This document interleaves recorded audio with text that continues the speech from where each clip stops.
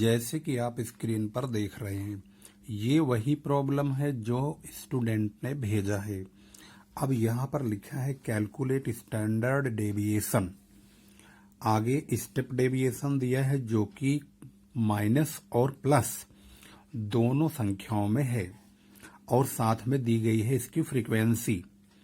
Standard deviation के बाद इन्होंने एक पॉइंट और पूछा है, if magnitude class intervals is 5, assume average is 6, find x bar also, यानी कि मीन भी पता लगाइए।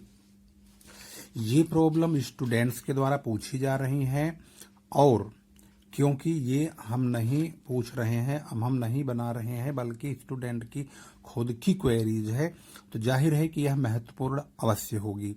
तो आइए सॉल्व करते हैं इस महत्वपूर्ण प्रॉब्लम को। कैसे इसको सॉल्व करेंगे स्टेप बाय स्टेप। जो इन्फॉर्मेशन स्टेप डेविएशन के रूप में दी है उसको हम dx बोलेंगे, जो कि प्लस और माइनस के रूप में दी गई है और साथ में उसका दिया गया है फ्रीक्वेंसी। माइनस का 3, माइनस का 2, माइनस का 1 0, फिर प्लस का 1, प्लस का 2 और प्लस का 3, इस तरह से यहाँ पर नंबर दिया गया है। इसके बाद हम इसकी फ्रीक्वेंसीज को लिखेंगे 3, 6, 8, 10, 9, 5 एंड 4 और इनका जो टोटल है वो 45 होगा। इसके बाद ये dx जो दिया है स्टेप डेविएशन, इसका हम स्क्वायर करेंगे इस तरह से। इसका स्क्वायर करेंगे 3 3 जा 9, 2 2 जा 4। जब इसका मल्टीप्लाई इसी में करेंगे तो ये प्लस की वैल्यू बन जाएगी और ये 1 की 1 में, 2 की 2 में ही और 3 की 3 में। इसकी मल्टीप्लाई करने के बाद हम यहाँ पर दो नंबर और फाइंड आउट करेंगे। पहला एफ डी एक्स, दूसरा एफ डी स्क्वायर एक्स। इस बात में कोई शक नहीं है कि ये कैलकुलेशन थोड़ी टिपिकल जरूर पड़ेगी, क्योंकि ये क्वेश्चन औरों से बहुत डिफरेंट है।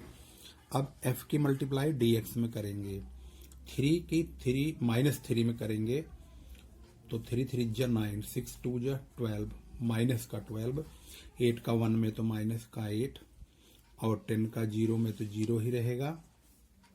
9 1 जा 9, 5 2 जा 10 और यहाँ पर 3 4 जा 12, इस प्रकार से। और इसका जो टोटल होगा, प्लस के जो नंबर है 31 है यानी 31 है, और जबकि माइनस के 29 है। 31 में से 29 को घटाएंगे तो सिग्मा एफ डी एक्स की जो वैल्यू होगी वो प्लस के 2 होगी। प्लस वाले आइटमों में हम नंबरों में प्लस के साइन नहीं भी लगाते हैं तब भी प्लस ही माना जाता है। इसके बाद एफ डी स्क्वायर एक्स चाहिए, यानी कि जो डी स्क्वायर एक्स है इसमें एफ की मल्टीप्लाई यानी इन दोनों की आपस में मल्टीप्लाई करते हुए चलेंगे।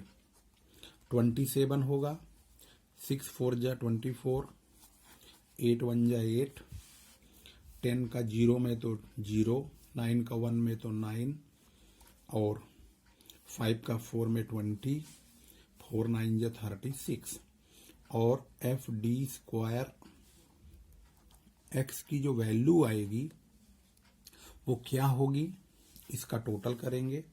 इसका टोटल करेंगे तो इसकी जो वैल्यू होगी 124 होगी।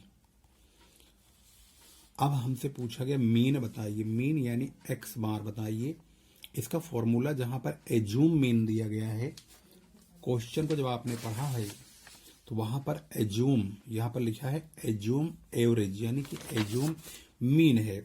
ऐसे सिचुएशन में फॉर्मूला ये बनता है a plus sigma F D X upon N into interval, जिसमें कि अभी दिखाया था मैंने, तो यहाँ पर क्लास इंटरवल भी है 5 का, ये भी इसका यूज करा जाएगा यहाँ पर।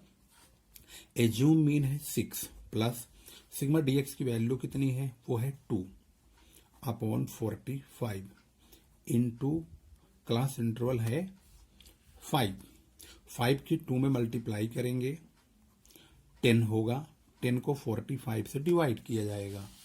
उसके बाद 10 को 45 से डिवाइड करेंगे 0.22। इसका मतलब है इसका जवाब 6.22 है, जो कि मीन है। अब आइए सोल्व करते हैं स्टैंडर्ड डेविएशन एसडी, यानी कि एसडी इक्वल टू इस सीरीज में sigma F D square X upon N minus sigma F D x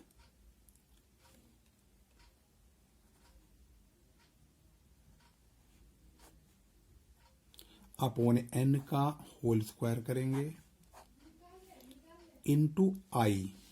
आई यहां पर है बाहर रूट के, ध्यान रखेंगे।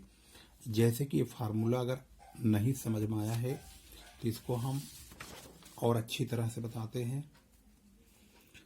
S D equal to sigma F D X A square का है upon N sigma F D X upon N का होल स्क्वायर, और रूट बाहर आई लगेगा इंटरवल। इसकी वैल्यू रखेंगे 124 अपॉन 45। ये सब आपको दिखाते भी रहे। एन एफ के टोटल को एन बोलते हैं, और एफ डी स्क्वायर एक्स 124 और एफ डी एक्स है 2। यहां पर इसकी वैल्यू रखेंगे 2 अपॉन 45 का स्क्वायर, और इंटू बाहर इंटरवल है 5 का। इसको इससे डिवाइड करेंगे, डिवाइड करने पर 124 अपॉन 45 2.755 माइनस 2 को पहले हम 45 से डिवाइड करेंगे, ये आया। इसका इसी में मल्टीप्लाई करना है, तो ये मल्टीप्लाई का ही तुरंत बटन दबाइए ऐसे, और फिर इक्वल टू का दबाइए, फिर मल्टीप्लाई हो गया 0.0019 इनटू बाहर रहेगा 5। अब 2.755 में से 0.0019 को माइनस करेंगे, ये प्राप्त हुआ 2.753। इसका रूट काटने के बाद 5 से मल्टीप्लाई होगी। इसी पर रूट का बटन तुरंत दबाएंगे, इसको लिख के ऐसे, तो 1.659 इसकी मल्टीप्लाई 5 से करेंगे।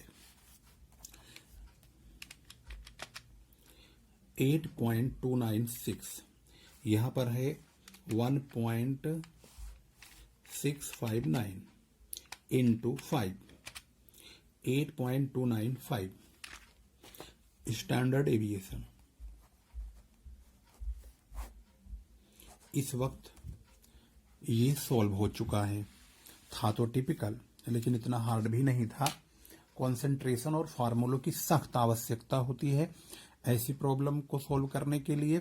तो आपने देखा कितना हार्ड क्वेश्चन भी बहुत आसानी से सॉल्व किया जा सकता है। बने रहिए हमारे साथ, और इम्पोर्टेंट क्वेश्चन और सॉल्यूशन का अपडेट्स कंटिन्यू लेते रहिए। हाँ, इसके लिए आपने अगर इस चैनल को सब्सक्राइब नहीं किया है तो अवश्य कर लीजिए।